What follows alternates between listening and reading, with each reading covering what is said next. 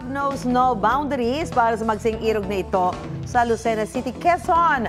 Ang bride kasi kinasal na sa kanyang deaf groom after ng kanilang 11-year relationship. Wow! Sa videong ito, kita ang sign language interpreter ni Iosef sa loob ng simbahan habang ikinakasal sila ni Joey.